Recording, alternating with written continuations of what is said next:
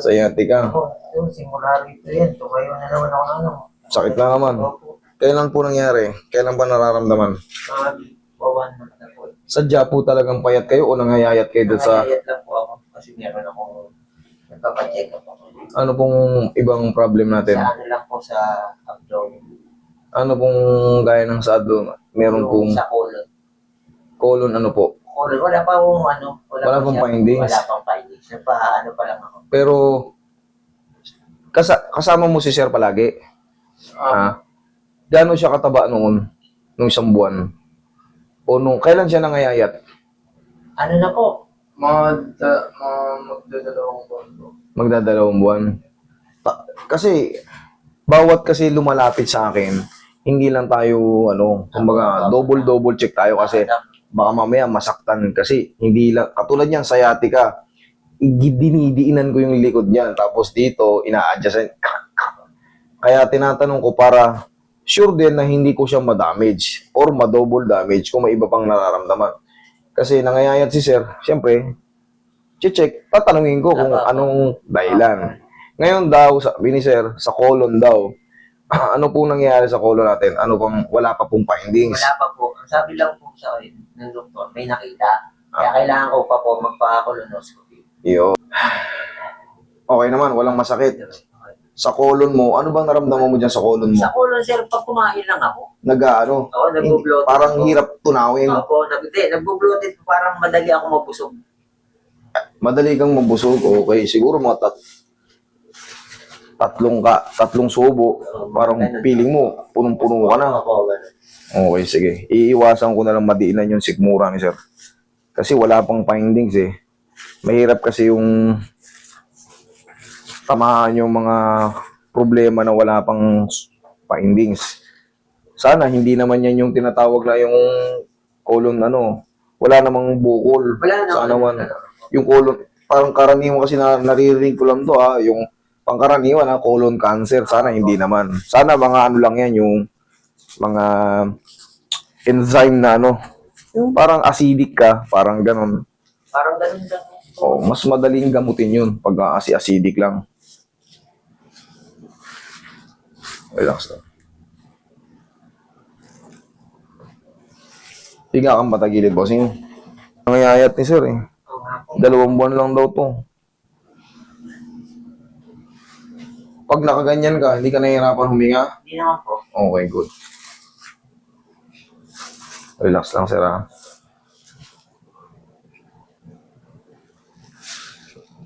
Akong lalabanan ha. Wala na rin. Dahan-dahanin lang natin.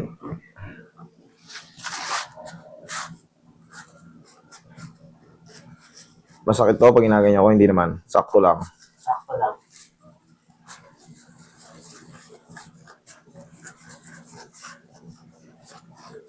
Pwede na yung ganito. Kaysa siko, wala nang malamanan eh. Wala nang matamaan eh.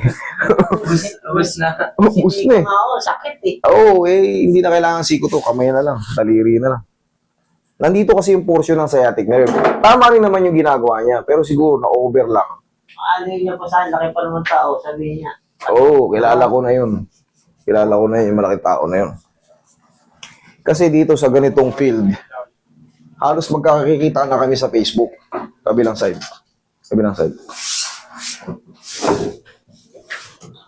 Kaya hindi nyo rin sila pwedeng banggitin dito kasi may mga followers din yan. Ang nga po.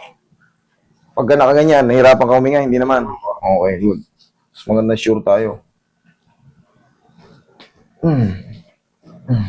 Tihaya ka, Sir. Pag ginanito ko, inipit ko yung ganyan. Okay lang? Okay lang po. Good. Okay. Relax lang ha. Huwag mong lalabanan ha. Sige, lambot lang. Mamot.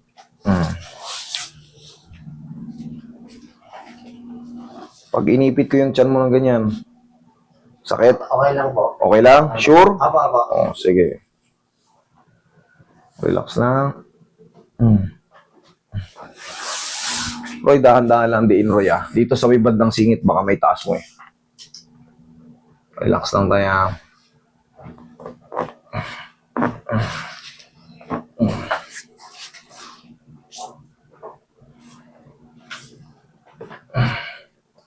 Nasaktan kayo? Hindi naman. Okay, very good. Dapa.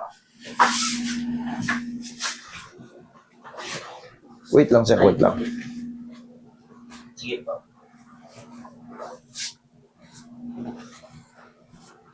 Ako lang po nagturo sa kanya dito. Sir.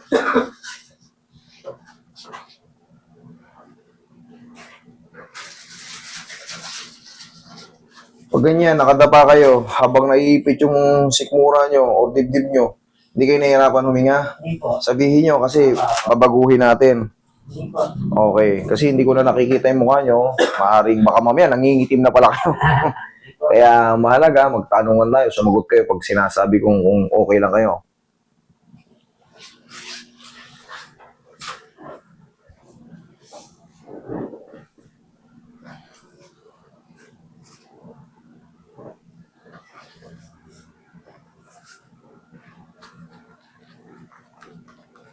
Okay lang kayo pag ginaganto? Okay. Hoy, lambutan mo lang dito, bawal siya madiinan sa sikmura. Hindi natin alam kung ano ito eh. Pero sana goods naman. Try nyo rin sir herbal ah. Para wala namang, basta double check nyo lang yung mga herbal. Nakikita nyo naman, napapanood nyo, maraming herbal eh. Kita yung result, kailan daw Okay mga. po. Ay, naka-appointment pa lang po yung sa... Kaya po, ano pa lang po. Libre na ngayon yung ano ah. Sikat po yung kamay. In-announce na sa DOH, yung mga hospital. Huwag na kayong matakot magpa-hospital. Basta yung mga accredited, mag-check kayo sa ano, kung ano yung mga accredited ng ano, mga DOH na hospital, yung government hospital. Ah, yung DOH. O, wala nang babayaran dyan, libre na yan. So, kailangan nyo lang, saan ba kayo nakatira? Venezuela po. O, Valenzuela, mayroong hospital dyan. Maraming hospital dyan. I-check nyo lang sa ano, punta kayo na ano, sa inyong accredited ng ano, gobyerno, yung wala na kayong babayaran. Ipa-check nyo na lahat. Pa-check nyo na lahat. Pa-overall nyo na si sir para ano. Okay, inhale. Exhale. Ilang taon na kayo, sir? 55. Napakabata pa pala nito. Wala pa pala kayong senior. Lakad ka, tignan mo, check mo kung nagbago yung pakiramdam mo. Yung segundo ng tayo mo na... Kanina yung segundo lang na tayo ko, sir. Aray na kaagad. Sakit na eh. O ngayon, Opo. sige lang. Sige, testing mo muna bago kayong ano. Lakad-lakad. O sige, lakad.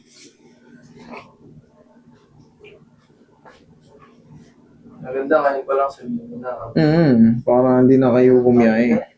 Meron pa rin. Meron pa rin. Ganon pa rin kasakit or humina siya or nadagdagan yung pain. Medyo ano yung pain niya. Meron. Pero gumanda. Okay, sige, balik ka rito. Kung meron pa. Tagilid ka ulit. Tagilid kang pa ganon. Nagbago na siya pero meron pa. Okay. Para meron tayong tinatawag na healing process or yung rest. Pag napaghinga yan, mas magsusubside pa yung adjustment. Pero dagdagan na natin. Nandito na si Sir.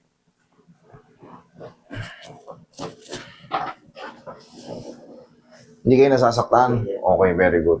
Tinatansya ko lang kasi sa sikmura, natatamaan.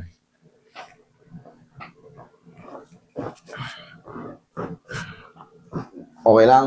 O, tihaya ka ulit.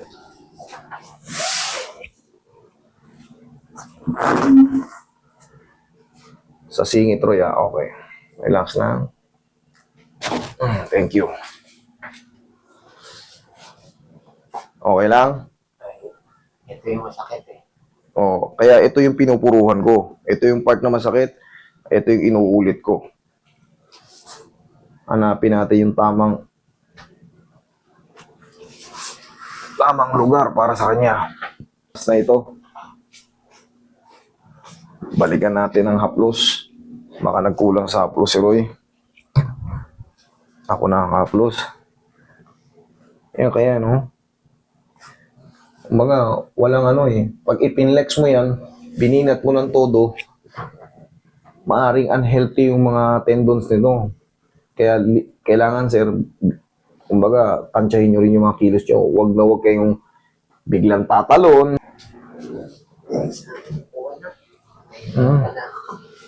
Gusto niya rin kasi makalakad ng maayos.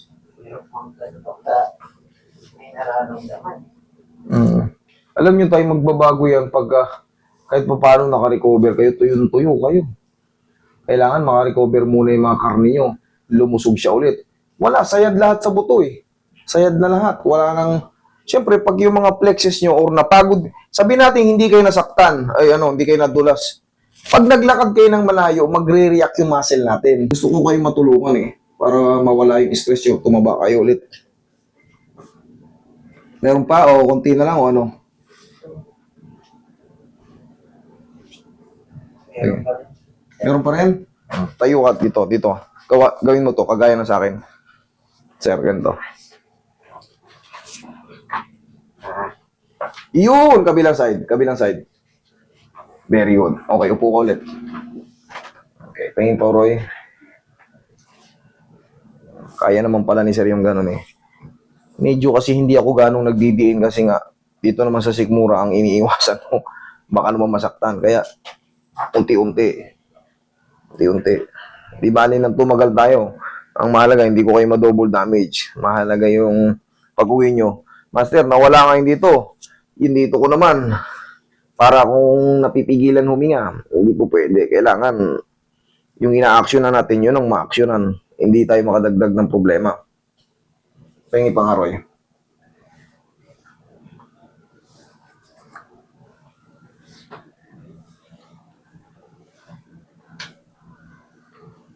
Ito. Sumasayad yung ano eh. Dito, sir. So, Pag pupunta po kami ng hospital, Yan. sir, ano po, Ano? tapos commit lang po kami, di po ako nakakairam ng motor. Lagi po siya kada 5 seconds, huminto po siya. Ito yung nararamdaman ni Bossing, oh. Hindi siya talaga sa ano. Hindi siya talaga sa pinaka dito. mga po. Ito, Yan nga. yung ganito, oh.